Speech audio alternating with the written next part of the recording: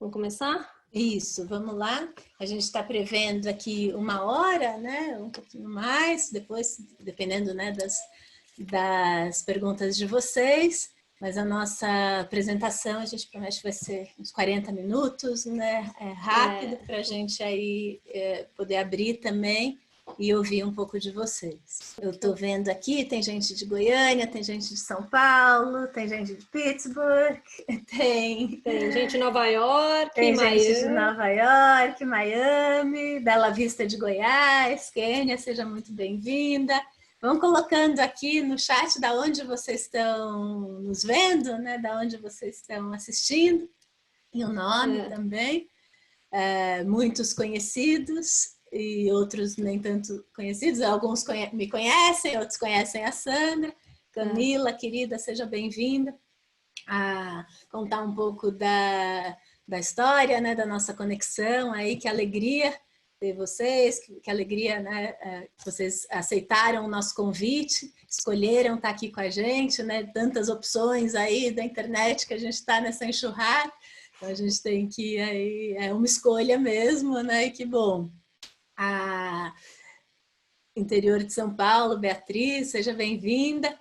Então, a Sandra é minha amiga de infância, né, da 4ª série, então nos conhecemos com 9 para 10 anos, né, na 4ª série, a gente estudou juntos, e depois a gente se reconectou, né, até com os filhos, depois dos filhos, tal, mas eu nesse movimento, né, de fazer as lives, de ver nosso movimento de facilitadores de diálogo e o que a gente poderia fazer aqui de dentro de casa, né? Eu comecei a série de lives lá no Instagram, chamando pessoas muito especiais, que eu sei que tem um trabalho incrível, né? E uma das minhas convidadas foi a Sam, e ela contou um pouco, né, o tema das minhas lives são ainda sobre empatia em tempos de crise, né, todos esses aspectos do diálogo, como é que a gente pode, agora a palavra de ordem é empatia, né, como é que eu cuido de mim, como é que eu cuido do outro, como é que eu percebo aí esses sentimentos, essas necessidades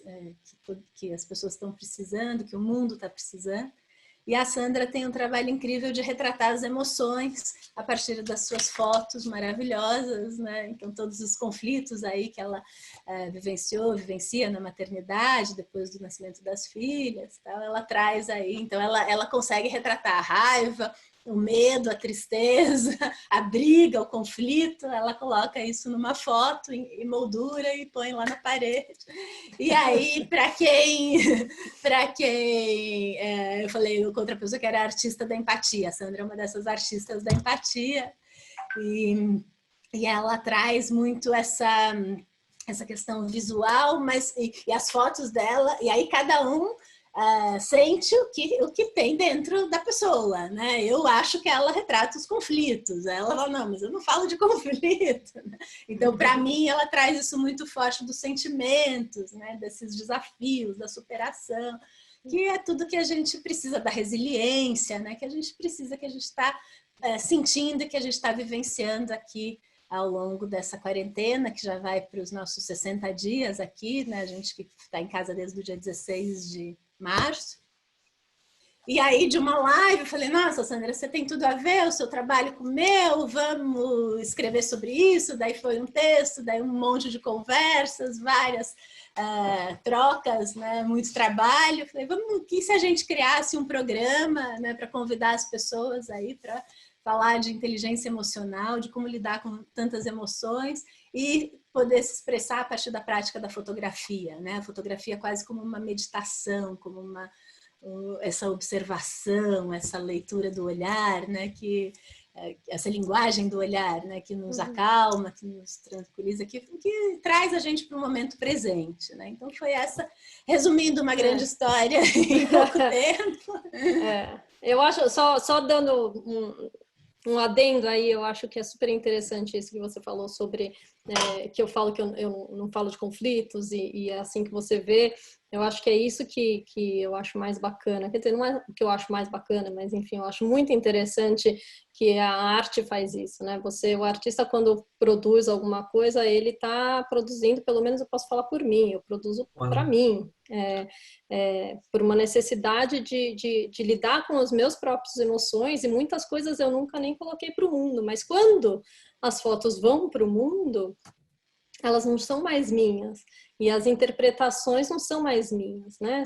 Cada um se relaciona com a imagem da forma com que ela quer, e isso que eu acho super incrível da arte, das artes visuais como um todo, porque vai muito das experiências de cada um, porque no final das contas a gente tem algumas experiências, as emoções são meio universais, existem, que a gente vai falar, inclusive de 3 aqui, mas são várias emoções, e a gente vai no curso falar bastante disso, e seja lá qual o motivo que você teve para sentir aquilo, se as experiências são muito particulares, né? A Marô teve uma experiência na infância, eu tive outra, mas a gente consegue achar um ponto de encontro dessas experiências quando a gente fala da emoção, da essência, da onde está vindo aquilo.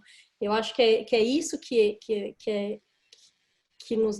nos faz crescer como pessoa, assim, quando a gente consegue entender o que a gente está sentindo e falar para o mundo, e se expressar e se relacionar melhor com as pessoas em torno da gente. E que nos conecta, né? Essa conexão, esse território que nos une, que a gente fala, né? No diálogo, que a gente busca isso como anfitriã de conversas, né? Como facilitador aí desses espaços, é isso, né? Esse ponto de encontro. Mas vamos lá, vai? Vamos lá, o tema agora do nosso webinário é para que servem as emoções e como registrá-las de forma criativa. Foi para esse convite, né, que vocês aceitaram. A Sandra vai compartilhar a tela. Vamos ver se vai dar tudo certo aqui para vocês estão vendo. Então, aqui é o nosso programa Transforma o Seu Olhar a partir da fotografia e da inteligência emocional. É isso que a gente quer aqui trazer para vocês, né? Como é que a gente junta aí essas duas artes. Falando um pouco, né? Eu sou educadora, sempre trabalhei com educação. Aqui, minha família, eu falo que eu sou um ponto de encontro, e aí eu trouxe muita gente para minha vida, né? Então, Tarcísio, meu companheiro aqui, o Gabriel, meu filho mais velho de 13 anos, o Lucas de 10, e o Antoninho de 6, que já está grande também. Um pouco eu pequena, né? A minha história, então, um pouco da família, eu ali, uma criança que nasci depois de 11 anos, super temporona, mimada, né? E o meu pai, minha mãe, a minha irmã Silvia, mais velha, 11 anos a mais, a minha avó Carmen, toda a família do meu pai aqui, né? E a minha avó Irene. E eu sempre nunca, assim, eu busquei a solução para os meus problemas na família, né? Quando não era na minha família, era a família do zelador, era a família de algum amigo. Eu achava que a solução dos problemas estava sempre na família, nesse encontro. E eu não entendia por que na minha família, justamente, né, tinha tantos conflitos, por que eles brigavam tanto. Meus pais se separaram quando eu tinha 7 anos, né? Eu tentei escrever no cartão de Natal. Meu pai falou que ia ser pobre, porque a gente não ia ter presente. Eu falei, não, enquanto a gente estiver junto, o Natal nunca vai ser pobre. E aí, no ano seguinte, eles se separaram. Eu fiquei sem presente de Natal, fiquei sem os dois juntos, né? Cartão de Natal. Ganhei tudo, e daí eu fiquei com essa questão dos conflitos. Hoje eu vejo, né, olhando para trás, eu falei, nossa, é por isso que eu tenho tanto, assim, esse apreço, essa coisa, essa disposição, essa motivação para tentar entender, buscar os pontos de encontro, estudar o diálogo, praticar o diálogo nos relacionamentos, né? Por que a gente não pode se entender bem? Por que a gente precisa brigar tanto, né? Essa é a minha grande questão de vida. E essa foto é da Sandra, né? Que para mim é isso, né? Esse despedaçar das relações. Por que a gente não pode viver bem, conviver com as pessoas que a gente ama, né? O que quebra, né? O que é a nossa comunicação, é o nosso sentimento, é a nossa expressão, o que é que não dá certo, né? E aí os pratos todos caem no chão. Aí eu sempre fui uma pessoa também de conectar os vários mundos, né? Aqui uma foto de Carapicuíba, a gente tinha um projeto de sair dos muros da universidade, da USP, ir para a periferia, para as comunidades, para falar de educação ambiental, num lugar que tinha tão poucos recursos, e aí a gente buscar das pessoas ali, né, das lideranças comunitárias, das crianças. Tive um professor, Marcos Ferreira, que me colocou nesse caminho, que falou, sim, é possível, a gente vai, né, construir junto um jardim, a gente vai construir junto, ressignificar esse olhar para o lugar que a gente vive. Tinha um histórico de mutirão dessa comunidade, era toda uma questão social muito engajada. E a gente, então, levava as pessoas, os melhores profissionais da USP, né, os que estavam em formação, os já formados, para fazer oficinas de arte, de fotografia, de cinema, de jardinagem na comunidade 1º de Maio, em Carapicuíba. Então, uma das primeiras salas de aula, né, foi essa. E depois a outra já é a experiência de ouro do doutorado sanduíche em Ohio, né, para estudar exatamente práticas de diálogo, né, das pessoas se entenderem melhor em vários espaços da sociedade, associação médica, na universidade. E aí eu fui trazendo isso, né, para a minha prática profissional, então formação de professores, formação dos servidores do Tribunal da Justiça em Curitiba, no Paraná, quer dizer, o que nos une, né? Como é que a gente consegue criar experiências de conexão, apesar de todas as nossas diferenças, apesar de todos os nossas histórias de vida são diferentes, mas tem algo muito humano que nos une. Aí, quando eu terminei o doutorado, né, para ir encurtando bastante a história, né, em 2015, voltei, né, para o Brasil, eu falei, nossa, tá bom, mas eu preciso compartilhar, não é possível fazer, primeiro, não é possível nem fazer uma tese, né, sobre diálogo, uma coisa tão prática, mas eu sempre tive essa coisa, tenho até hoje, né, dessa busca, dessa curiosidade por tentar entender, por buscar as melhores formas, os melhores métodos, as melhores práticas, mas que eles têm que ser vivenciados, senão não faz o menor sentido, né? E aí fui para o YouTube, comecei a empreender na internet, né? Então um canal divulgando boas práticas de diálogo, de educação, aqui no universo brasileiro, dos professores brasileiros que conseguem lidar com os desafios e vencer os desafios de violência, de escola incendiada, dos mais problemas sérios, com diálogo, com conexão, né? E aí um dos temas dos vídeos é que bom tem conversa na minha aula, né? Como é que a gente traz isso pro... E o canal foi crescendo, né? Hoje estamos quase nos 7.000 inscritos. E eu comecei a perceber também, aí fiz um curso online para os professores, depois um outro curso sobre o ouro do café, que a gente fez pela primeira vez aqui no Brasil, que é uma dessas metodologias aí, dessa arte da liderança participativa. Um dos meus mentores foi o Phil Cass, de Columbus, Ohio, presidente da Associação Médica, que começou a ressignificar essa questão da saúde, né, do sistema de doença para um sistema de saúde mesmo, e aí engajar todos os atores desse sistema e promover encontros e assembleias e reuniões para mudar mesmo o jeito da gente ver as coisas. E essas conexões, muitas são muito à distância, eu não conhecia muito essas pessoas, esses mates, esses companheiros que a gente fala, mas tinha uma conexão muito profunda, né? Então as salas virtuais, essas conexões reais, que é o que a gente está vivendo aqui hoje, né? Eu pude viver um pouco lá atrás, 2012, 2013, e que a gente vê realmente parece que a gente conhece a pessoa. Não. Bom, eu sou a Sandra Bach, fotógrafa, para quem não me conhece, porque tem aí, o mais gostoso é isso, tem gente que precisa conhecer a Marô, tem gente que precisa me conhecer, ou nós duas.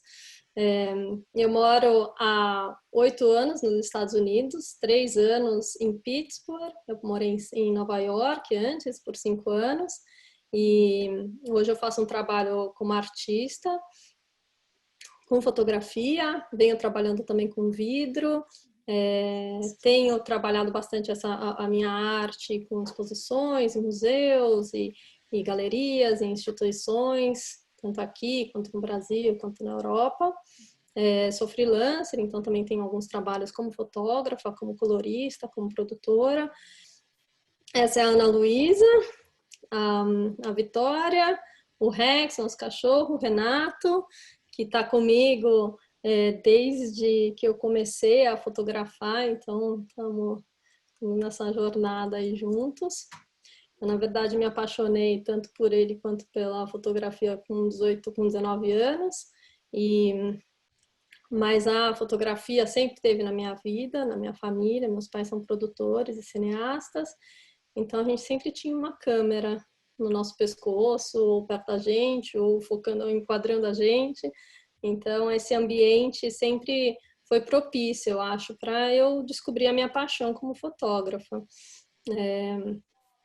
Eu também experimentei muito a vida num estúdio, porque eles tinham uma produtora, então eu tive o privilégio, para mim, pelo menos, porque eu adorava ficar visitando os estúdios, indo na ilha de edição e brincando com os negativos. E a parte que eu achava mais mágica era entrar realmente no estúdio e ver um lugar vazio e escuro ganhar vida com um cenário, com um monte de pedaços de madeira e uns objetos e uma luz bonita e uma câmera fazendo movimento.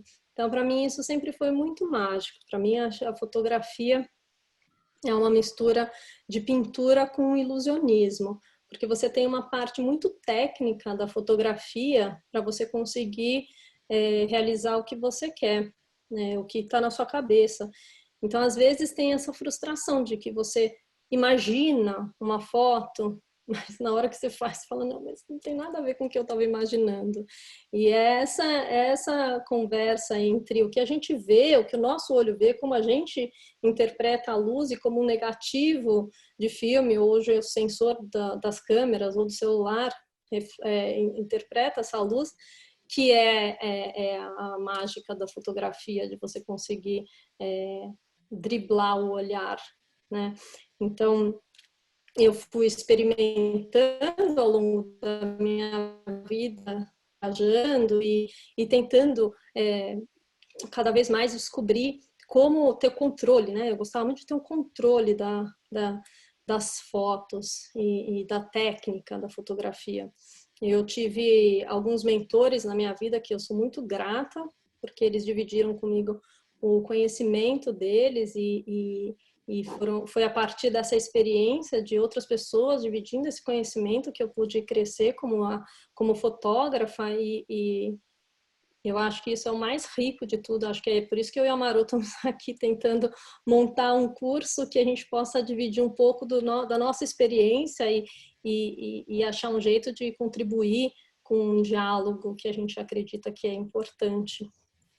E aí eu fui experimentando lente, exposição, a mesma luz, a cor, iluminar um detalhe em casa, enfim, fui experimentando. Até chegar ao ponto que foi como a Maru falou, virei mãe e tudo mudou na minha vida.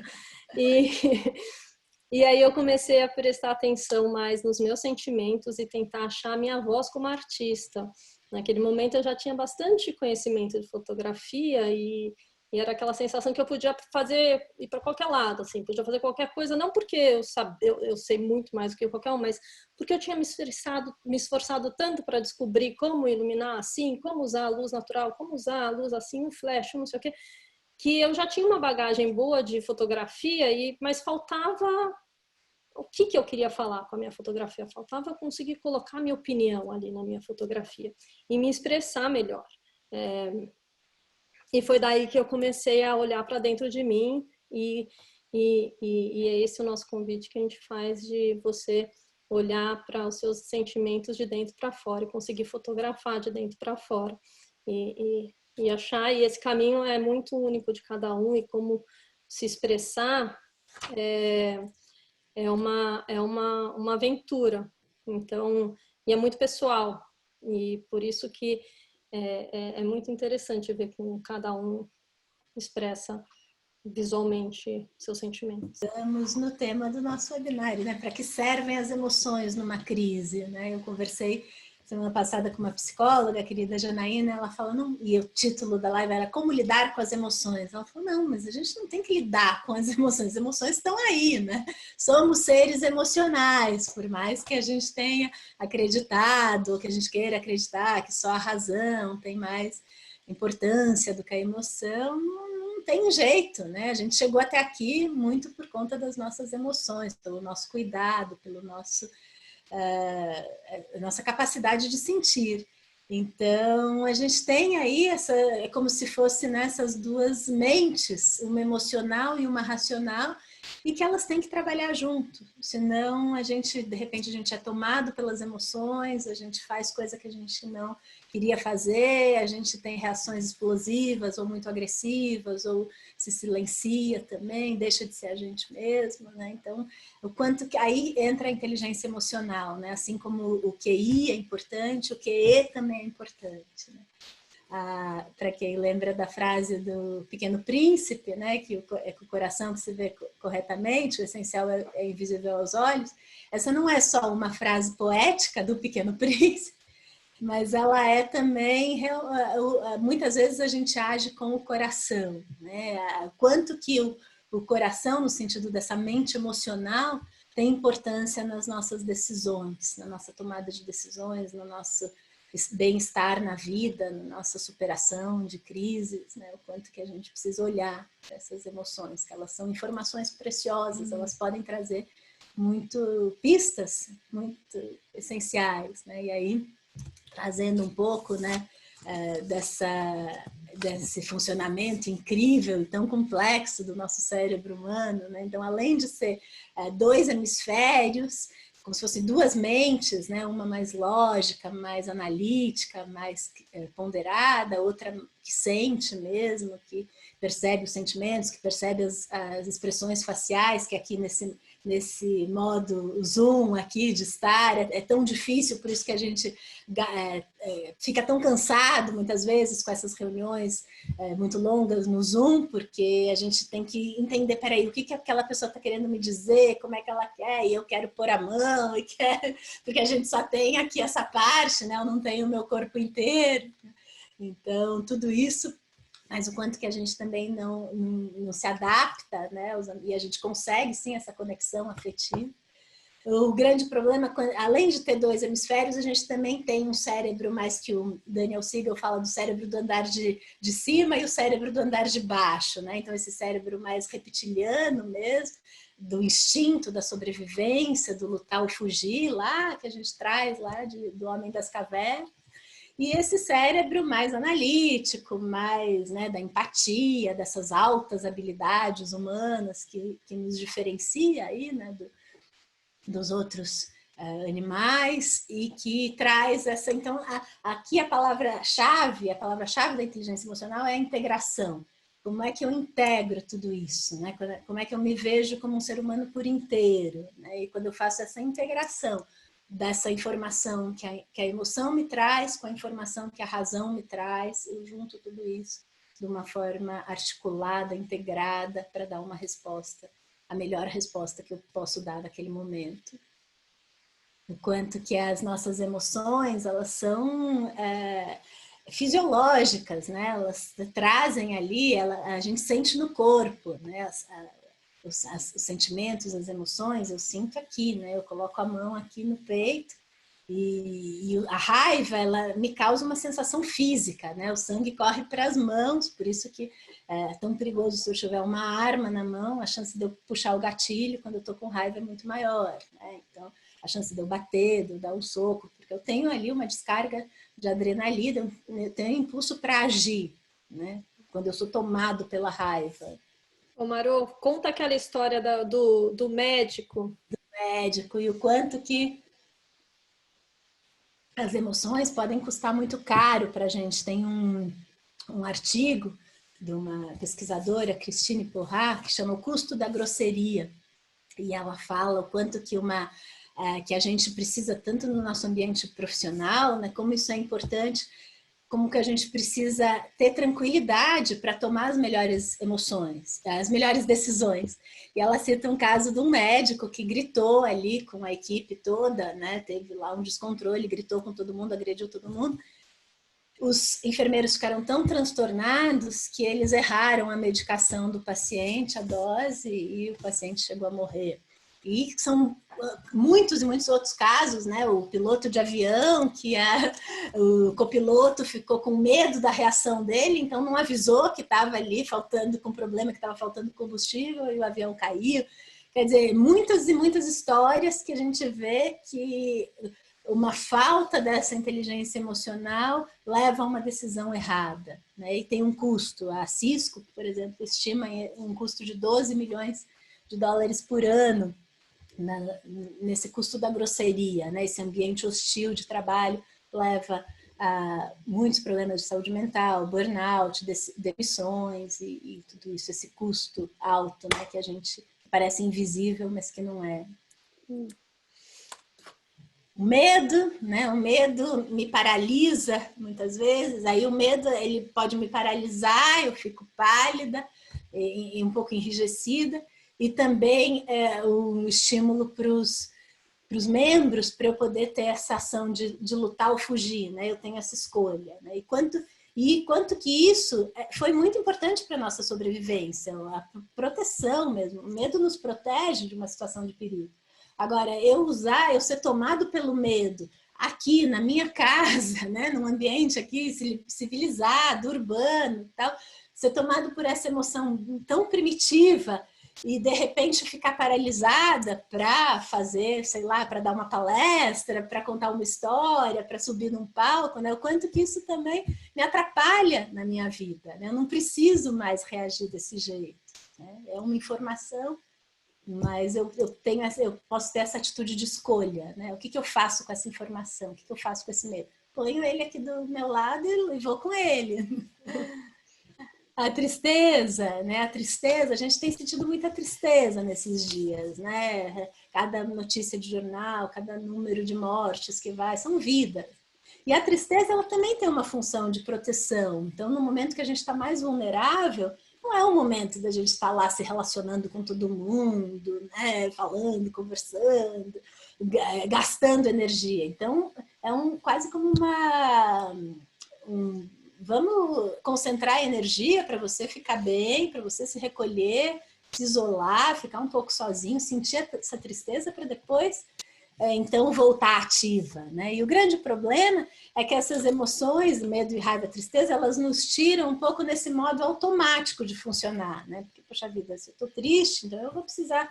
O que eu estou precisando? Será que eu preciso de mais descanso? Será que eu preciso de um tempo só para mim? E aí eu deixo de produzir tanto, né? Eu saio desse modo tão automático de fazer as coisas. Isso é... E aí o que fazer, né, com as emoções? Então as dicas práticas que a gente vai, né, para você sair daqui já, né? Olha, a primeira coisa é estar presente, né, para as emoções. Cada uma, o que eu estou sentindo nesse momento? É sentir no corpo mesmo. Né? Eu tô cansada, eu tô triste. Quando eu começo a sentir essas emoções, esses sentimentos, essas emoções, eu posso identificar, eu posso interpretá-las, vê-las como pistas mesmo, né? Faróis ali amarelos que acendem ali no painel do carro, acende também no nosso corpo, para me mostrar uma necessidade. Necessidade é aquelas... São essas necessidades, aquilo que todos nós temos, né? Descanso, a necessidade de água, de alimento, de abrigo, de conexão, de respeito, elas são humanas, elas são universais. Nos mais diversos países e em todas as línguas, a gente tem essas necessidades que nos conectam. Então, é uma pista, esse sentimento, essa emoção está me dando uma pista para eu identificar essa necessidade. Eu preciso descansar, eu preciso, né, liberar minha raiva, eu preciso plantar, cuidar mais do meu jardim, fazer mais exercício, né, aprender a lutar, por que não, né, fazer algum exercício físico, alguma coisa que me permite formas de lidar com essa raiva, com essa tristeza, com esse medo. E aí, como é que eu expresso essas emoções da melhor forma possível? Então, se eu preciso de descanso, mas eu preciso de um tempo sozinha, eu vou para o meu quarto, vou me fechar e aí eu vou comunicar, né? Para eu que moro com 4 pessoas aqui na minha casa, eu vou falar, olha, tá tudo bem, mas agora eu preciso desse tempo só para mim. Eu não vou sair brigando com eles todos, né? Eu não vou falar que a culpa é deles, porque eu assim, não, eu vou colocar ali o meu espaço, rever esses acordos, esses combinados que a gente precisa, e vou atender a minha necessidade de descanso, né? Eu posso atender as minhas próprias necessidades. Muito bem. Eu gosto muito dessa parte dos combinados, eu Os acho super combinados. interessante. Como é que Super eu comunico importante. essas necessidades, essas minhas necessidades e o que eu estou sentindo. São os acordos, né? O acordo. Eu posso expressar pela comunicação, pelo meu jeito de falar, melhorando o meu jeito de falar, a gente vai falar disso também. E eu posso expressar pela arte, né? Eu acho que tem essa coisa de você entender, pelo menos para mim, eu entender o que eu tô sentindo. No meu caso, eu não conseguia nem entender o que eu senti. Então, como é que você expressa, uma vez que você nem sabe o que você tá sentindo direito? É só um monte de coisa tomando conta e você tá explodindo e você tá querendo jogar todo mundo da janela fora, sabe assim? Acho que isso que é importante. Acho que esse exercício de você conseguir nomear, que nem você falou, é muito, muito, muito interessante. Bom, daí vem para a minha parte de... Então, fotografe, no meu caso, ajuda muito. É possível fotografar as emoções? Então, não precisa ter toda a experiência de vida com fotografia que eu tive para isso. Acho que a ideia de ter mostrado um pouco de da onde eu venho, do meu background, é mais para mostrar que eu posso te ajudar a achar a sua forma de fotografar. Mas uma dica prática a partir todas essas dicas que a Marô deu é você começar a observar o seu cotidiano, né? Se você está em casa, que eu imagino que todo mundo está meio que trancado na quarentena, mas vamos considerar que está todo mundo preso em casa, seja com família ou sozinho. Então, com família, a dinâmica mudou muito, né? Tá todo mundo tendo que lidar com suas próprias frustrações e tá mais intenso tudo. Então, sei lá, se para você, eu vou dar exemplo, se para você a pia suja toda noite é uma coisa que você não aguenta mais, fotografa a pia. Aquilo ali representa um monte de coisas. E uma vez, e eu acho que o mais legal de você fotografar é que depois que você fotografa e passa a emoção, você consegue olhar para a foto e ter uma outra experiência da sua própria experiência e conseguir refletir melhor. E aí, no meu caso, pelo menos, eu consigo nomear, que nem a Maru fala, e conseguir me expressar e aí me comunicar e tudo mais que vem depois disso. Então, assim, dicas práticas é observar o mundo ao seu redor. Então, você está numa casa, está num apartamento, você observa o sol, o posicionamento do sol, as sombras que ele faz, você mora sozinho, você está trabalhando, você está tendo que lidar com uma solidão enorme. Então, como que você representa essa solidão? Como você representa essa intensidade da família? É as bagunças das crianças? É o marido ocupando seu espaço? É a esposa que tá irritada, sei lá, gente. O fato é que a gente está tendo que conviver muito mais do que antes com as nossas próprias famílias, os nossos parceiros e as pessoas mais próximas. Então tem uma certa repetição na nossa rotina. E observar essa repetição pode ser também uma forma de você achar a sua inspiração. Eu coloquei essa foto aqui porque a Maru até falou, você quer? Vai arrumar o jardim.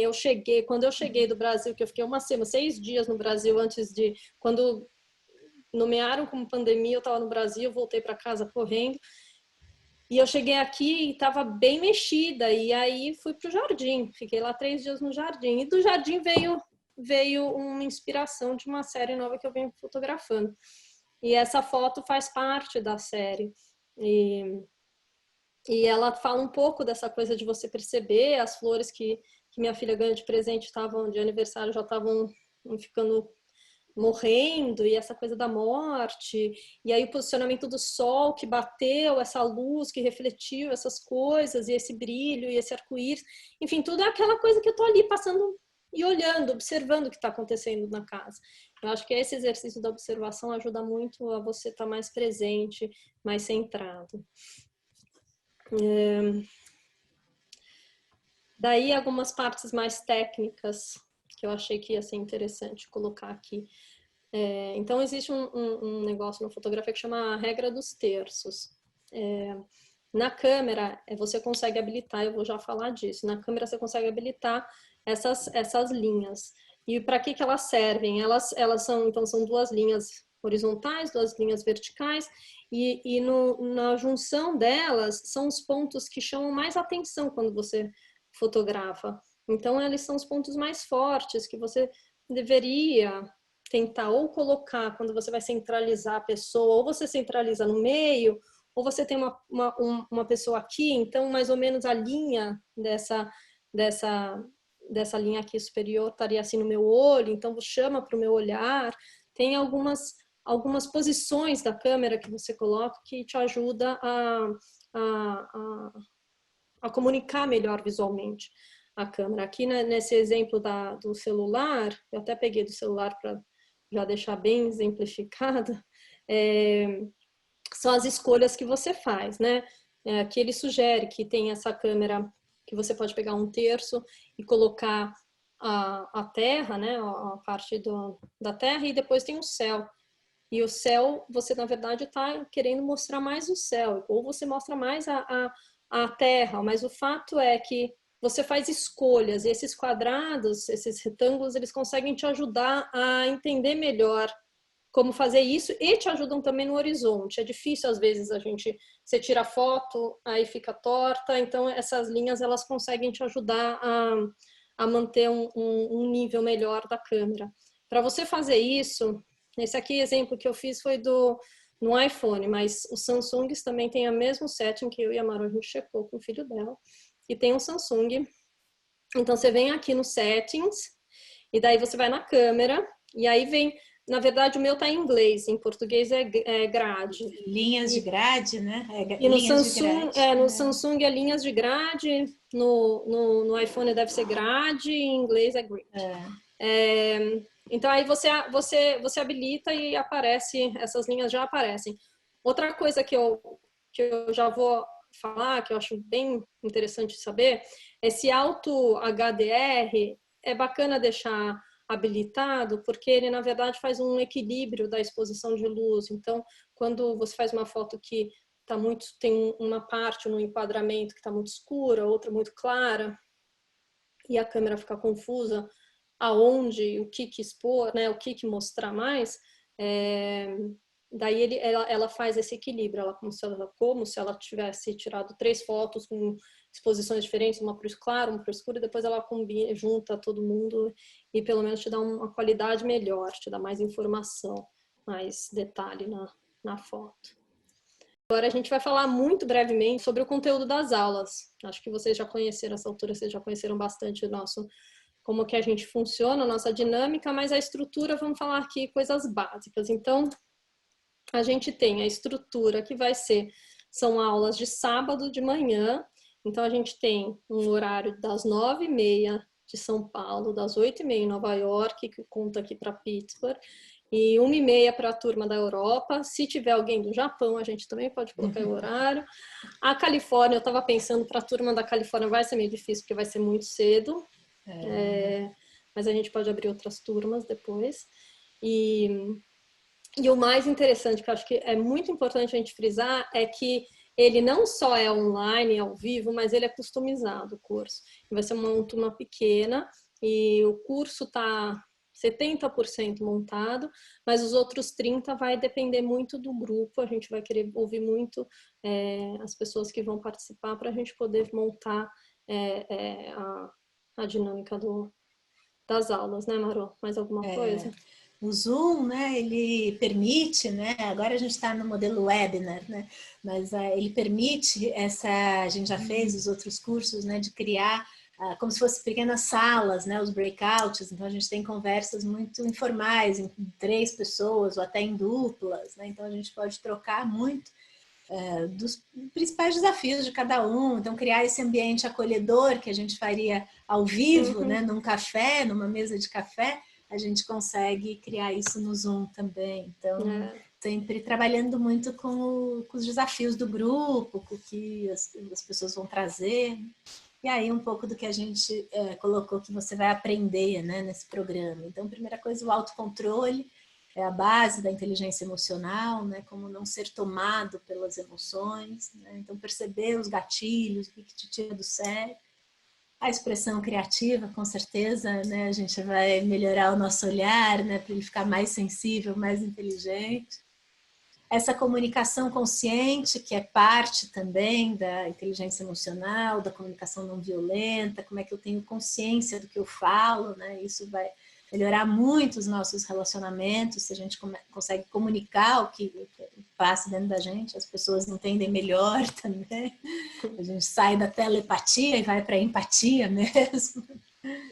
Contar histórias, né? Criar essas narrativas visuais que a Sandra traz, eu trago um pouco com a escrita, né? Exercícios de escrita criativa, agilidade emocional, ali, como que isso ajuda, né? A trazer, né, para o papel, a trazer para... E falando um pouco da fotografia do processo, então vai ter um equilíbrio entre saber o mínimo, né, da tecnologia para conseguir chegar no resultado, mas eu vou dar exercícios também. Tem muita coisa interessante com objetos da casa e truques de estar mais perto da janela e coisas que são simples de se colocar. Quando você tem um porquê de fazer tudo aquilo, você começa a perceber, ai, pera, se eu colocar um papel aqui, esse papel, a luz vai refletir no papel, o papel tudo vai ficar tudo mais claro. São essas coisas, tem muita coisa que dá para usar de casa mesmo, e é isso que eu quero dar o raciocínio de como pensar a fotografia e trazer para uma realidade da praticidade mesmo de fazer com o celular, a capacidade de fazer com o celular, e a gente vai ter exercícios práticos de fotografia para achar esse caminho aí de cada um. A gente tinha colocado uma pesquisa, né, uma amostra, mas que depois a Sandra mudou para o host, daí não deu para colocar, mas eu estou colocando aqui no chat para a gente entender um pouco melhor qual o seu conhecimento de fotografia, né? Então, esse curso atraiu alguns fotógrafos, eu sei, né, dos nossos amigos também, mas a gente quer frisar que não é, né, exclusivo, os fotógrafos são muito bem-vindos, mas é para todo mundo que queira, né, que goste de fotografia, que queira aprender. Então, a gente pergunta aqui, né, qual o seu conhecimento de fotografia, né? Ele é básico, ou você já conhece alguma coisa das técnicas, se vocês puderem colocar aqui pra gente. E aí eu vou descobrir qual é o celular de cada um, eu vou me esforçar para aprender sobre a tecnologia de cada um, e se alguém quiser usar uma câmera, a gente vai adaptando. A parte da tecnologia é secundária. A ideia é realmente a gente conseguir fotografar as emoções. E tem várias formas de fazer isso. Então, são 6 aulas. Vão ser 6 aulas encontros. de 2 horas. Vão ser 6 encontros de 2 horas cada um, ao vivo. Então, a gente tem alguns tópicos, o primeiro vai ser para que servem as emoções. A Maru vai falar mais profundamente a parte dela. Eu vou falar um pouco da fotografia. Eu acho que tem que dar introdução com base no conhecimento de cada um. E aí a gente já vai para a prática de fazer exercícios e dinâmicas e fotografar. O segundo encontro é olhar para dentro, tomando consciência das nossas emoções. Você quer falar brevemente sobre cada classe ou a gente vai passar? Vamos passando, mas essa autoconsciência também é um dos pilares, né, da inteligência emocional, a gente tomar consciência, conseguir nomear, peraí, isso é medo, é raiva, é tristeza, o que é, né? Conseguir ter mais clareza, né, do que nos passa, do que nos acontece. Estruturar também como anotar e escrever sobre um diário de ideias, isso é importante, a gente também vai abordar isso. E na segunda aula a gente vai ter o convidado especial, a Gisela, que é a Gisela Gueiros, que ela mora em Nova York, a gente se conheceu na época que eu morava lá, ela é uma super conhecedora, é uma delícia ouvir ela falar, ela fala super gostoso e ela tem tanto conhecimento. E ela vai falar um pouco sobre os processos criativos de artistas em épocas de crise. Então, ela vai trazer um pouco de história da fotografia, história da arte, para a aula. Vai ser super interessante, porque eu acho que eu pelo menos, eu me inspiro muito no processo dos outros, não necessariamente na arte, no produto final, de como aparece, mas como a pessoa chegou ali. É o processo que me interessa muito mais do que o fim. Então, ela vai trazer isso para vocês. Daí depois tem as virtudes da raiva, tristeza e medo, que a gente abordou um pouquinho aqui e que a gente vai aprofundar, né? Isso, a raiva traz, é um dos livros do neto do Gandhi, chama A Virtude da Raiva, do Arun Gandhi, né? Ele fala quanto que ele aprendeu com o avô, que a raiva pode trazer uma intenção positiva, ela traz, assim, né? Essa indignação, essa nossa disposição para agir, para mudar as coisas que precisam ser mudadas, né? São das virtudes aí da raiva. Tá aí a empatia, lendo e escutando as emoções dos outros. Isso, que a gente tem trazido bastante, né? Essa questão da empatia. E aí, nesse momento, a gente já vai...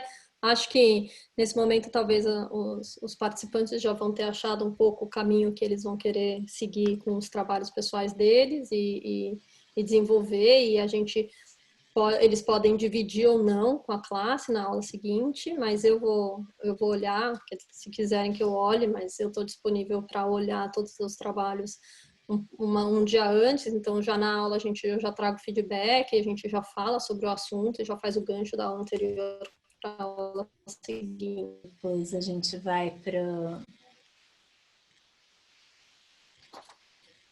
Não tá... Não tá? Agora, né? As crises e desafios, né? Essa arte da comunicação eficiente nos relacionamentos, né? Como é que a gente pode trazer, ressignificar, né, as crises, o que a gente pode transformar esses conflitos em oportunidade, identificar as necessidades, o que a gente precisa rever, depende de acordos, de combinados, como a gente falou, né? Trazer um pouco da questão da comunicação. E aí, olhar sensível, criativo e inteligente, contando a sua própria história. Nessa altura, a gente acha que a gente já vai ter conseguido passar todo o conteúdo para vocês e vocês terem achado alguma forma de expressar na escrita, não necessariamente você precisa fotografar, mas essa história que, na verdade, você saia sabendo contar a sua história, e a sua história pode ser super abstrata ou pode ser uma coisa muito literal, porque é sua história. Aqui, né, então, para quem quer esse curso, né, esse curso é para você, se você é uma pessoa interessada em explorar a fotografia, né, que gosta de fotografar, que quer melhorar suas fotografias. Todas essas informações estão na página, né, que dá a descrição do curso. Uma pessoa que busca, né, essa transformação interna, esse autoconhecimento e assim como melhorar os seus relacionamentos, né, com certeza isso vai ajudar muito. Uma pessoa, gente que trabalha com gente, né? Então, uma habilidade essencial da liderança é a inteligência emocional, a gente sabe disso, então, com certeza vai te ajudar. Professores, educadores que estão buscando aí engajar melhor os seus alunos, os seus estudantes, né? A gente vê a importância das habilidades socioemocionais aqui, né? Como isso faz toda a diferença. Desculpa. Eu ia falar também, antes que eu me esqueça, a gente convida muito também homens, porque Sim. Eu acho que quanto mais diversificado o grupo, melhor. Uma visão masculina muito bem-vinda, uma visão mais feminina também, pessoas de países diferentes, pessoas com background diferente. Quanto mais diversidade, mais rico vai ser esse grupo, eu acho. Sim, a gente traz muito essa questão da diversidade como a nossa riqueza, né? O grupo diverso, ele traz muitos olhares aí, e com certeza essa inteligência coletiva vai ser muito maior, né? E mães e pais, né, que estão aí repensando a sua parentalidade para uma criação mais consciente, para uma educação não violenta, né? Tudo isso é super importante. O que você precisa? O seu celular, um caderno de anotações, que é um pouco o que a gente falou, para você conseguir colocar um pouco sua criatividade, enfim, usar isso como um lugar para você esboçar suas ideias, lápis, caneta, você quer desenhar, você não quer escrever, você faz o que você quiser e vontade de participar. Basicamente isso, e não precisa saber fotografar. Né? Vamos para o investimento. Sim. Quanto que a gente chegou, né, num valor aí que fosse acessível e pensando aí, né, no valor do nosso trabalho, dos encontros, desse acompanhamento bem customizado, a gente chegou num valor de R$1.000, né, 999 aí para ser mais exato, mas que a gente está aí com esse primeiro lote, então as pessoas que já se inscreverem agora, até o dia 17, ele cai para R$750 pela plataforma lá do Eventbrite, onde está o evento. E então, né, para as pessoas, como ele é muito, a gente vai muito trabalhar em função do grupo, né, dar esse acompanhamento muito especial. A gente está, as pessoas que forem se inscrevendo, né, a gente vai mandar aí um questionário simples, mas para entender melhor e aí ir construindo esse processo. Uhum. Isso já. E 10% da renda vai para uma instituição chamada Caçadores de Bons Exemplos, que é uma instituição que que a Marô já conhece há muito tempo, eles são muito responsáveis e estão fazendo um ótimo trabalho agora na época do Covid. Que no Brasil inteiro, né? Eles eram um casal de mineiros que saiu percorrendo o Brasil em busca de bons exemplos. E agora, né, eles têm lá o aplicativo de mapear todas essas iniciativas muito sérias, né, e que agora estão uma notícia boa que as doações para eles aumentaram muito nesse momento. Vamos abrir para as dúvidas, Marô? Vamos. Os do chat eu acho que eu fui respondendo, né? O nome da autora é Christine Porrat, um dos artigos dela está nesse livro, bem bacana. Emotional Intelligence, ela tem um TED Talk que chama O Custo da Grosseria, ou The Cost of Incivility, essa palavra mais, né, americana, a incivilidade, a gente não tem muito isso, foi traduzido como custo da grosseria. Restrição de idades, ótima pergunta. Não, não na verdade, não. A gente ficou pensando sobre isso porque tem uma certa maturidade emocional, essa é a maturidade emocional que precisa ter. Mas não idade. Uhum. Adolescentes que queiram fazer. Jovens, então pronto, né? Adolescente a 90 anos. A pergunta da Cíntia para quem perder alguma aula vai ficar gravado?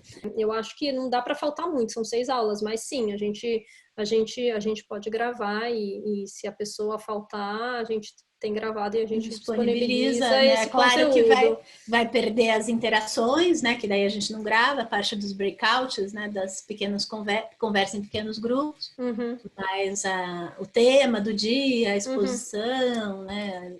As orientações, todas práticas, isso você, claro, pode acompanhar, né? Depois. Se vocês tiverem qualquer dúvida, se não conseguirem habilitar as questões aí técnicas do celular, eu estou disponível. Né? Se tiver alguma dúvida sobre alguma coisa do nosso conteúdo, a gente também está disponível para falar sobre ele. E eu espero que vocês se interessem, porque eu estou muito empolgada. Eu estou realmente muito empolgada. Eu adoro ver foto dos outros e saber o processo deles e conversar sobre as emoções. É tudo que eu mais gosto de fazer. Coloquei aqui meu e-mail, né? Claro, vocês pode pôr o meu todos também. os contatos, né? O Instagram, o Facebook, o meu Conversa em Ação, a página, né? Onde eu divulgo mais.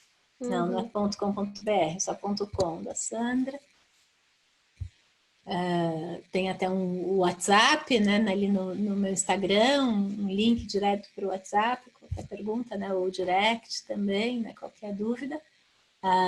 O curso começa no dia 30 de maio, então, sábado, 30 de maio, né, estaremos juntos aí, esperamos vocês.